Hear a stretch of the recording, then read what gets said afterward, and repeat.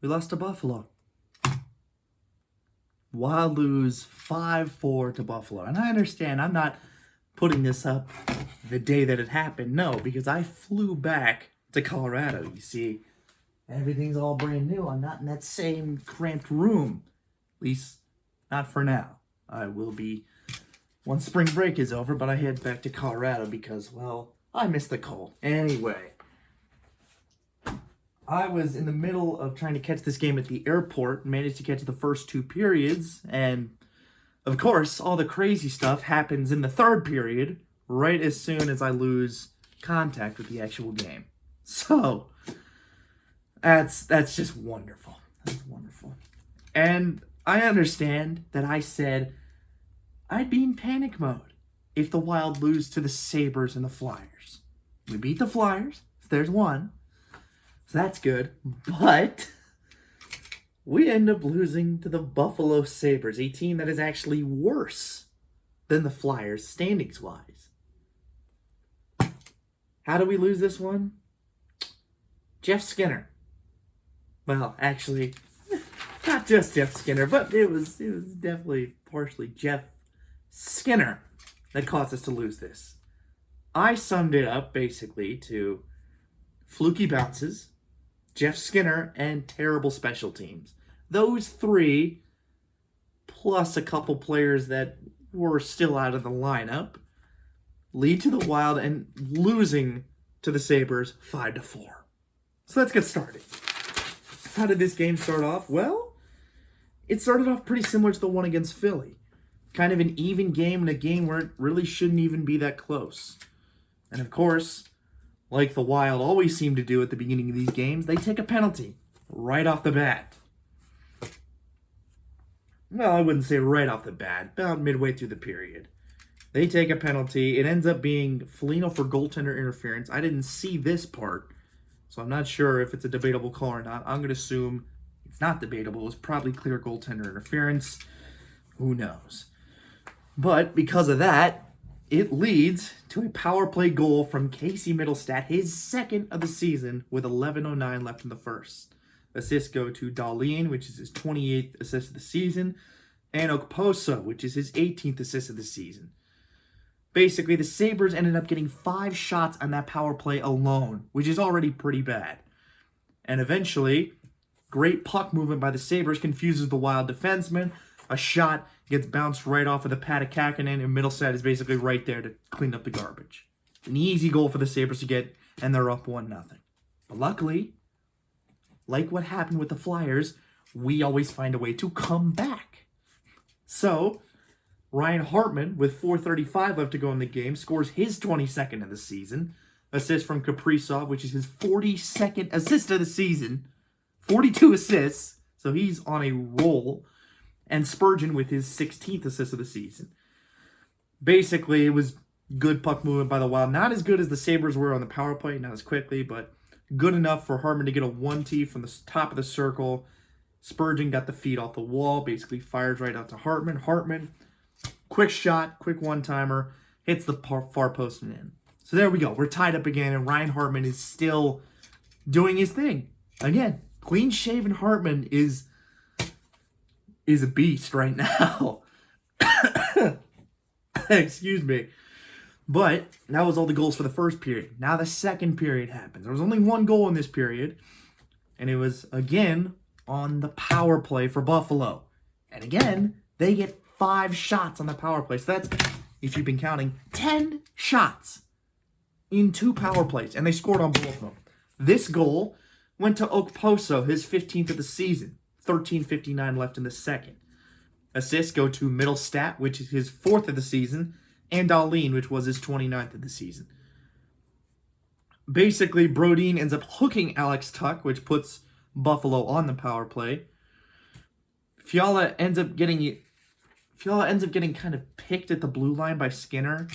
It's not really interference, but you could make a case for interference. Fiala's trying to go one way on the blue line. Skinner's coming across, kind of stops him briefly. Meanwhile, while that's happening, Middlestat takes the puck, goes around Fiala, as Fiala just came from that way, having to try to go back after Skinner picked him.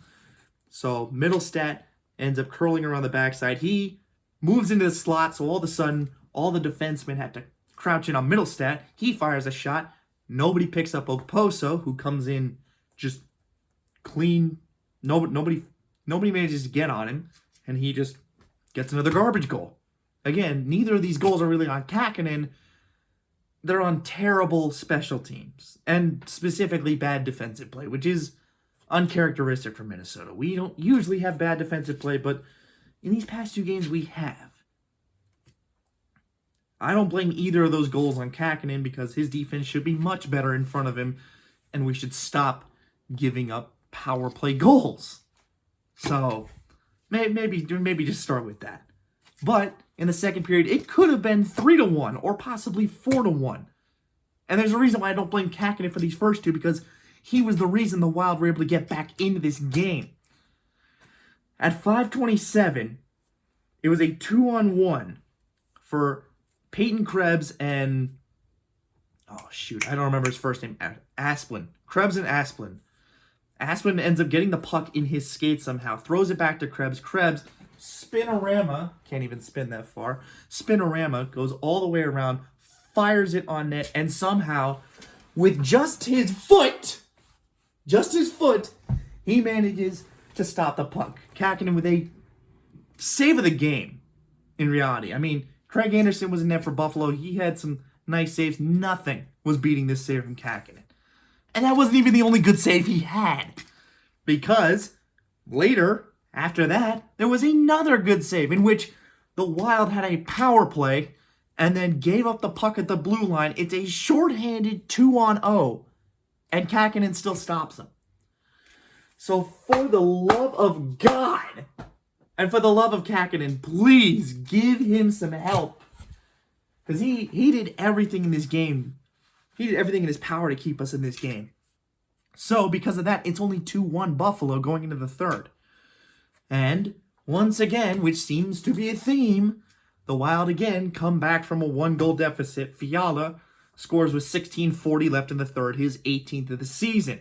Assists go to Gaudreau, his 16th of the season, and Goligoski, his 24th of the season. Basically, it was great puck control by Fiala. Fiala ends up circling around the zone a few times. He passes it off to Gaudreau, gets it over to Goligoski. Fiala gets it back at the top of the circle and snipes it in. So, Fiala's working out there, okay? And we should re-sign him. I don't know how we're going to do that because we are kind of cap-strapped. But if it is in our power possible to sign him, I'd take the chance on him. I think Fiala's good, so I'd say keeping him would be a good idea. And then, surprisingly, the Wild actually get a lead in this game. Yes, it becomes 3-2 and the Wild score on the power play. Yeah, we had been like, 0-18 in like our past 7 games or something like that. Some horrible stat for our power play, which had been abysmal up to that point. We given up a shorthanded 2-on-1 earlier in this game. So it was not looking too good. But then, Kaprizov gets a power play goal, his 25th goal of the season at 15:01 left in the third. Assists went to Spurgeon, his 17th of the season, and then Boldy, who got his 11th assist of the season. And like I said, finally, a power play goal for Minnesota. Which we're going to need our special teams to be a hell of a lot better if we want a chance of winning anything. So at least we get a power play goal here. Movement from low to high. Basically, Boldy puts it up high to Spurgeon. Spurgeon fires it over to Kaprizov. D-to-D pass, essentially. And none of the Sabres pick up Kaprizov. He's literally open at the top of the blue line. He has so much free ice in front of him. Somehow nobody decides to pick him up. I don't know, because all the Sabres were decked out with Boldy at the bottom. Boldy up to Spurgeon, over to Kaprizov. Kaprizov walks in and snipes it. And there it is, 3-2. Wild are up with 15:01 left to go. But of course, wouldn't be the Wild without blowing that lead. And of all people, Jeff Skinner scores the next goal. Jeff Skinner. And he didn't have one, he had two in this game. His first one was his 22nd of the season at 7:40 left in the third period, assisted by Tage Thompson, his 19th assist of the season. Basically, this one was a fluky play. This one is hard to blame on really anybody because of just the way the puck bounced. This one, Minnesota tried to clear the puck. Thompson gets the puck for Buffalo, tries to throw it back in. Kakkonen and everybody else thinks it's going to wrap around the boards. Instead, it hits a stanchion and bounces back into the circle. So then Skinner's the first one to get it, and both defensemen are like, oh crap, we got to stop that shot. So both defensemen slide, and Kakkonen also slides, hands up like this, trying to stop it. But it wouldn't be Jeff Skinner without him whiffing. So he whiffs on the first one. The second shot he fires on net. Kakkonen manages to make a save, but Kakkonen's still down like this, still trying to stop it, and then Skinner gets the rebound off of that second save and then just goes around Kakkonen for an easy score. So it's just unlucky. It's just unlucky. There's really not much you can do there. I mean, yeah, Kakkonen can get up, but the fact that Skinner whiffed on it caused them to freeze, so it's just the way the puck bounces. So obviously that one sucked for everyone involved. It just... Because, again, I still cannot blame Kakkonen for any of these first three goals. They are just defensive breakdowns. Well, two defensive breakdowns and one string of bad luck. That's pretty much all it is. And then Jeff Skinner does it again. This time there's 3:20 left in the game, so it's getting down to crunch time. He scored that goal with 7:40 left. So that you have a little bit of time left and stuff like that, but now it's getting serious. And at 3:20, he gets his 23rd of the season, and this one is technically unassisted. Basically, a cross-ice feed from somebody as the Wild are in the zone. Cross-ice feed is trying to go down to Boldy, who's at the point. Alex Tuck, heard of him? Yeah, we could have definitely used him. Paul Fenton. Could have definitely used him because he... Oh my god, I don't know why we got rid of him. I hate Paul Fenton for that reason. He ends up intercepting this cross-ice pass, and Brodin, who, I'm going to be honest, did not have a good game tonight, tries everything in his power to stop Alex Tuck, but Tuck still just bowls him over and just outmuscles Brodin, eventually causes the puck to go to Jeff Skinner, who again gets the puck open in the high slot. The initial shot also faces Kakkonen. Why? Because Dmitry Kulikov blocked that first shot. So because of that, shot gets blocked, Kakkonen still goes down, then Skinner still has another open chance, and he scores it. So that one's another defensive breakdown. Brodin should not get outmuscled by Alex Tuck. I don't care how big he is. Maybe throw a better pass than that one. Whoever threw that cross-ice pass, I still don't know who it was. And, I don't know, Kulikov get the puck. It's defensive breakdowns. I don't think you can blame Kakkonen for any of these goals. Let's see if we can blame him for the fifth one. Nope, we can't. Empty netter. Yep. Victor Olofsson gets his 9th of the season with 1:06 left in the game, assisted by Peyton Krebs, his 8th assist of the season. And basically, as I was looking at this goal when I was viewing the highlights, because again, I didn't see this live, Eriksson Ek kind of gets held behind the net. Again, it's like the Fiala screen that I mentioned earlier. You could make a case for it, but they're probably just going to let him play for it, and that's what they did. Eriksson Ek gets caught up behind the net. It goes to Olofsson. Olofsson gets it at his own blue line and just lets it rip into the empty net. So at that point, it was pretty much over. But the Wild pull the goalie again, and this time get a goal, which they could have gotten without giving up that one, or the third one, or any of these goals. It's a 6-on-5 goal. Kaprizov gets his 26th of the season with 34 seconds left, assisted by Fiala, his 30th assist of the season, and Brodin, who, this is his only bright spot, despite having, if I'm going to be honest, a pretty bad game. And not everyone's going to be perfect, but if there's anyone that could have been perfect, I kind of wish it was him because he really could have helped out.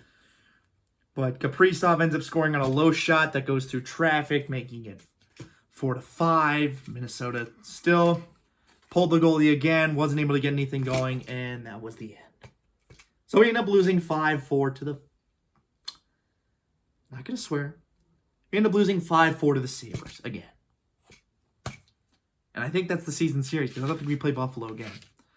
So we get swept in the season series by Buffalo, of all teams. And we really could have used those points, because now the race in the Western Conference is tightening up. I can't even speak. Tightening up significantly. Because I was thinking that Nashville was going to be our biggest worry. Turns out they're now the second wild card. Guess who's the first? The team we play on Sunday, Dallas. And I don't think they're playing tonight when I'm recording this. I don't believe so. But they are 2 points behind us. We have 67 points. Dallas has 65. I'm not sure how many games in hand we still have. I'm not sure if we have that advantage at all, considering we've lost 7 of our last 9. But there is somewhat of a bright spot to this. I kind of forgot to mention that Zuccarello was scratched from this game due to an upper body injury. He should be good to go on Sunday against Dallas. We're still waiting on Matt Dumba to get back, who I know Wild fans are kind of iffy on him, but we could use him. We could definitely use him. I'd like Matt Dumba back. And Jordan Greenway was also out for this. Hopefully he gets back too. So if we get those 3 guys back, I'm willing to bet things will work out a little bit better than they have been. And a quote from Evison from that game. And he says, I quote, "I guess what goes around comes around. We get up there and we thought we're in a pretty good spot. Teams don't quit. We know that. We don't quit, so I don't care where we are. You know who we're playing. The league's real good." Which is good, because I will be honest, he's kind of right that the Wild were at least trying in this game. In the Philly game, it kind of looked like, effort was maybe there or something like that. Definitely didn't look like that against Calgary or Florida. But at least in this game, they were actually trying. They actually gave an effort to get back. And of course, fluky goals from Jeff Skinner caused this game to go the other way. So hockey gods give Jeff Skinner 2 goals, and we end up losing 5-4 to the Sabres. So that's why I said I said we should panic, but I don't think we should, because I feel like things are going to turn around for the better. Again, we play the Stars on Sunday. We're back home. And we will be back home for a while, I believe. I need to check that specifically. But it is a home game against the Stars. I'm going to check that now, because I actually don't know for sure. Let me just check. Wild schedule. Let's see. Yes, we are home against Dallas on Sunday. Then we are home against the Rangers on Tuesday. Then we have more road games. We play at the Red Wings and then at the Blue Jackets. And then is when we start our long homestead. Our very long homestead that lasts until April 2nd. So once we are done in Columbus on March 11th, we won't have another away game until April 2nd when we go to Carolina, which I think will be good. We will be home. Everybody will be hopefully healthier. We'll have the fans behind us. It will be good. So, as for this one, signing off for now. Hopefully, Wild managed to beat the Stars. I think they will, and I hope you think they will too. So, that is it for this one. Thank you for watching. If you like it, then of course like it. If you want to see more of this, I'll keep doing this because I like it. So be sure to subscribe if you want to keep up with this. And I'll talk to you all later.